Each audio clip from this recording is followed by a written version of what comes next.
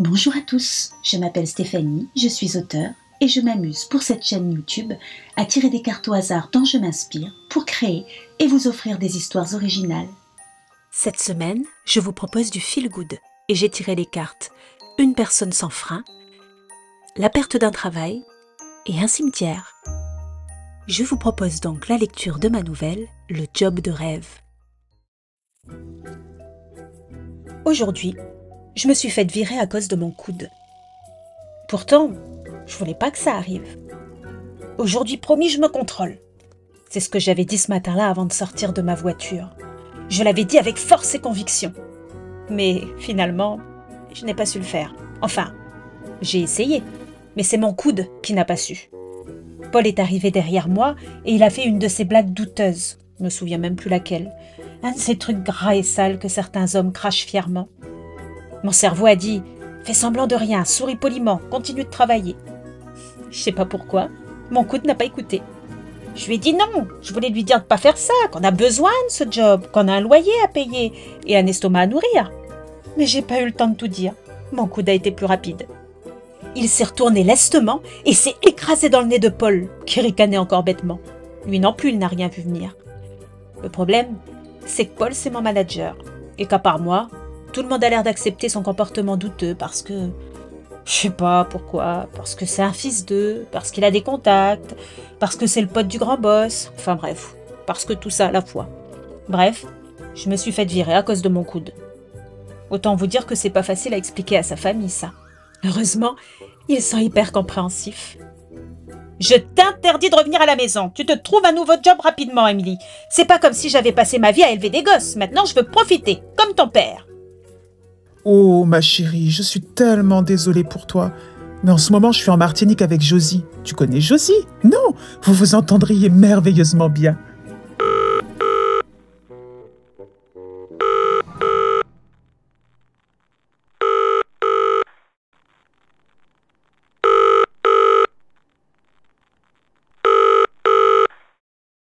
Bon, peut-être pas si compréhensif que ça.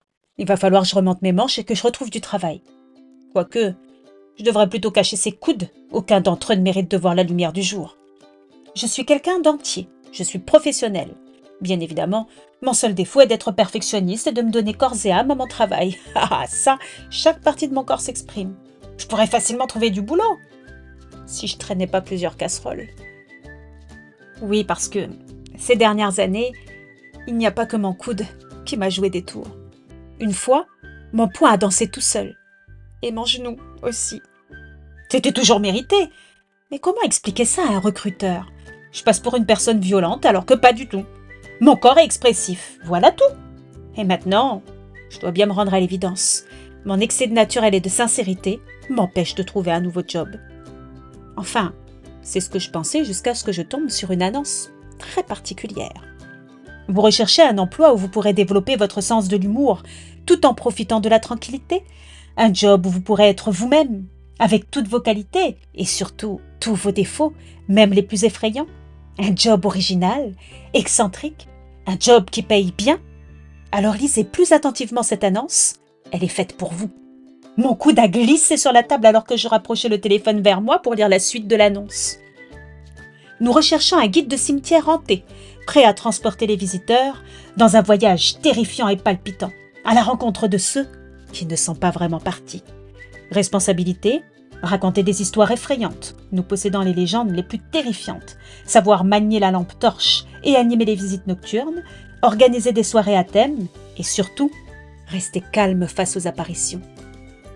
Avantage, une ambiance de travail extraordinaire. Vous ne rencontrerez jamais deux fois le même client, ni le même fantôme. Formation et remise d'un classeur comportant toutes les légendes relatives au cimetière.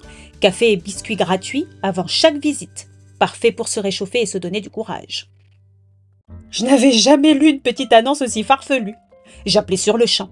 La voix au bout du fil parut légèrement décontenancée avant de me vanter le poste avec emphase. Dans l'état dans lequel j'étais, j'aurais mieux fait de fermer ma bouche. Mais cette coquine n'en a fait qu'à sa tête, coupant mon interlocuteur. Je vais être honnête avec vous, j'ai besoin d'argent. Et l'annonce disait que c'était bien payé. Nouvelle gêne. Mais mon interlocuteur s'empresse de m'annoncer une somme plus que rondelette. J'ai rendez-vous 1 heure après dans un café. Je cours presque.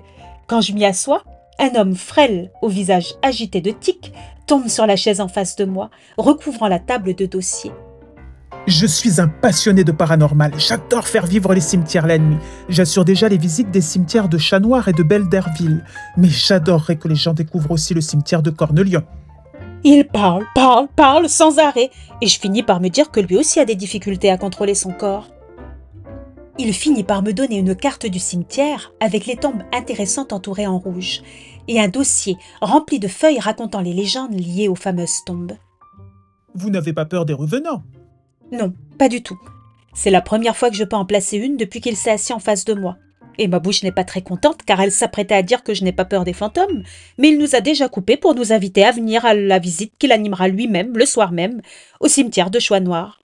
Il est très important que vous soyez confronté à la vraie réalité de ce métier avant de vous y jeter à corps perdu. Ok, ce soir-là, je suis là. Et même si j'ai mis ma doudoune et mon jean le plus chaud, je frissonne en voyant la grille du cimetière, partiellement disparue dans le brouillard. Nestor, mon futur nouveau patron, accueille un bus rempli à craquer de touristes au sourire joyeux, les appareils photos et les téléphones déjà prêts à fusiller. J'aurais jamais imaginé qu'autant de personnes étaient prêtes à payer pour visiter un cimetière la nuit. Nestor est parfait dans son rôle. Il nous fait rire, nous émeut, nous fait frissonner. À la fin de la visite, je confirme, je suis prête à épouser ma nouvelle carrière de guide de cimetière hanté. Nestor est tellement emballé qu'il organise 3 visites la semaine suivante. Je vais visiter avec lui mon cimetière, celui que je veux faire visiter à mes futurs visiteurs. Il n'est pas tout près, je devrais me taper 1 heure de voiture à chaque fois, aller, puis retour. Mais je tombe sous le charme des pierres tombales et des arbres tout tordus qui ploient leurs branches biscornues au-dessus des demeures de pierre. Ah, monsieur Lacombe, enchanté de vous revoir. Voyons, appelez-moi Victor. Il a une voix basse et posée, qui pourtant en impose. Nestor aura du mal à l'inonder de paroles sans son consentement.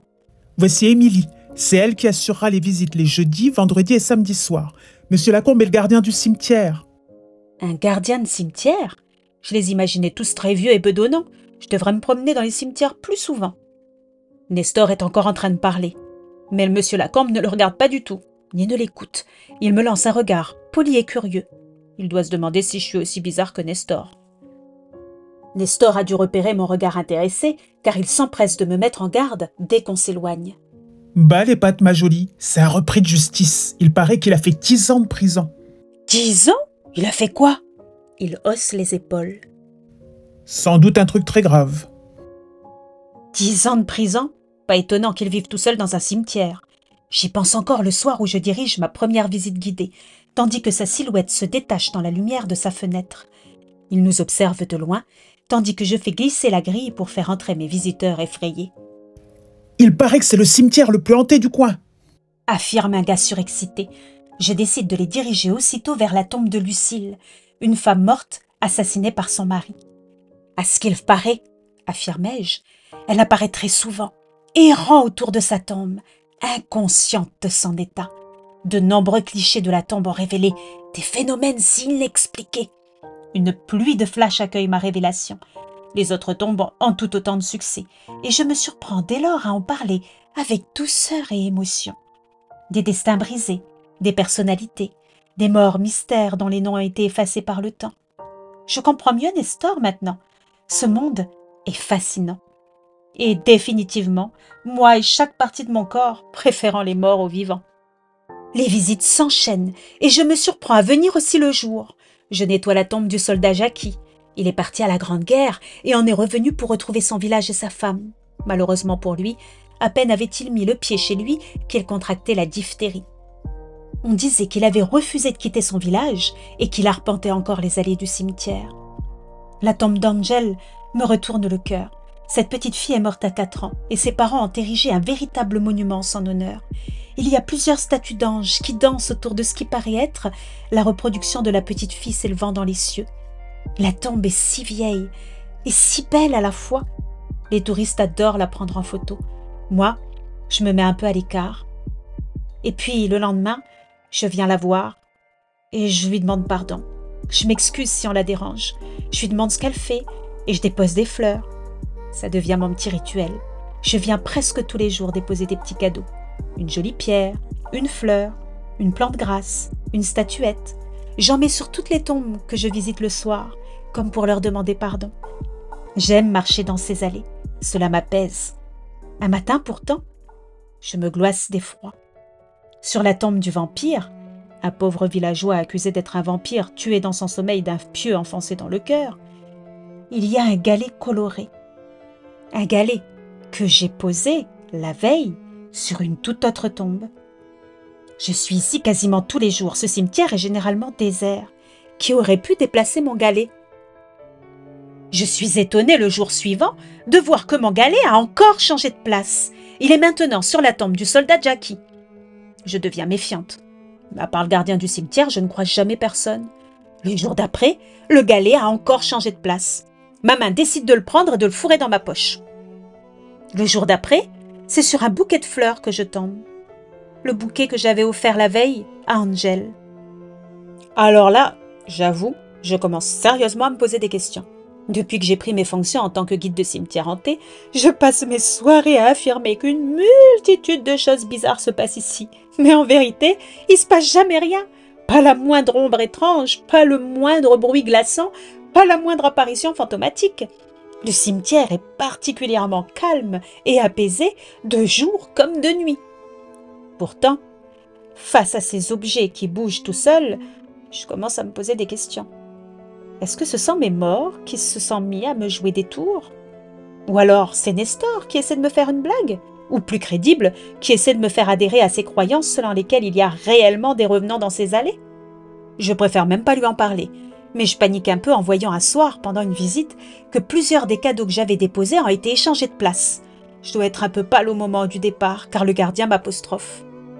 Ça va? Je me fige.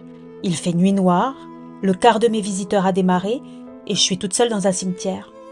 Comme d'habitude, ma bouche fait des siennes. « À ce qu'il paraît, vous avez fait 10 ans de prison !» Il réagit comme quelqu'un qui prend un uppercut, mais reste calme. C'est vrai. Mon cerveau hurle « Cours !»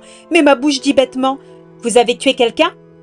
Il cligne plusieurs fois des yeux, visiblement décontenancé. « Je vous préviens, je sais me défendre. Il est hors de question que vous m'assassiniez et que Nestor vienne raconter ma légende la semaine prochaine aux visiteurs. » Il m'observe avec des yeux ronds pendant plusieurs secondes avant d'éclater de rire.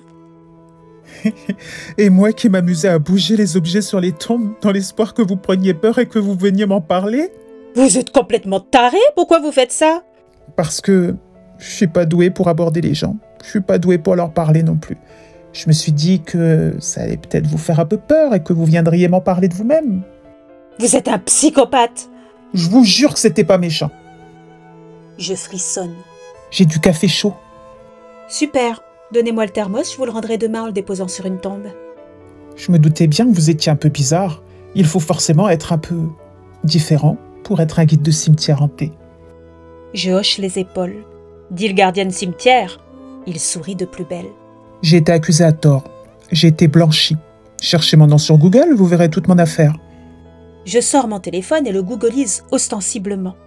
Effectivement, son nom apparaît rapidement et je vois plusieurs sites parlant d'une erreur judiciaire. Mon cerveau n'est pas pour autant rassuré. Il me conseille de tourner les talons et de courir à toute vitesse. Mais les talons ne l'écoutent pas et restent bien campés au sol tandis que ma bouche claironne. D'accord pour le café, mais pas chez vous, sur un terrain neutre. Et ce terrain neutre s'avère être à côté de la tombe de Lucille. Quel meilleur endroit pour un dette! Victor transporte son thermos et ses 2 tasses comme si de rien n'était, donnant l'impression d'un pique-nique en plein jour au bord d'un lac. Il pose même une natte par terre et mon corps se saisit de l'une des couvertures qu'il a eu la délicatesse d'emmener. « Alors, vous aimez les cimetières ?» demande-t-il d'une voix curieuse alors que je bois mon café à petite lampée. « Non, je les évite en temps normal. » Il rit, comme si j'avais fait une blague. J'ai perdu mon travail et je suis tombée sur l'annonce au hasard. Et ça peut paraître bizarre, mais je suis vraiment tombée amoureuse de cet endroit. Son regard parcourt le paysage qui nous entoure. Les tombes grises, l'herbe humide de rosée, les arbres tordus où la brume danse. Ça peut paraître bizarre, mais je comprends. À nouveau, il sourit, aussi calme et paisible que le lieu où nous buvons notre café. Il me désigne une tombe pas très loin. Vous devriez vous intéresser aux autres histoires aussi. Beaucoup sont aussi, et peut-être même plus intéressantes que celles que vous présentez à vos visiteurs. Il parle tranquillement, alors que des pans de vie ou de mort s'extirpent lentement de sa bouche. Il est fascinant, autant que Nestor, et beaucoup moins agaçant. Vous serez à nouveau partant pour un café ? Je demande. 2 jours, et pas forcément assis au milieu des tombes. Il rit. Avec grand plaisir. Merci beaucoup pour votre écoute. J'espère vous avoir fait passer un bon moment. Si c'est le cas, s'il vous plaît, dites-le moi en commentaire, likez, abonnez-vous si ce n'est pas encore fait, et venez écouter les autres histoires de ma petite fabrique à histoires.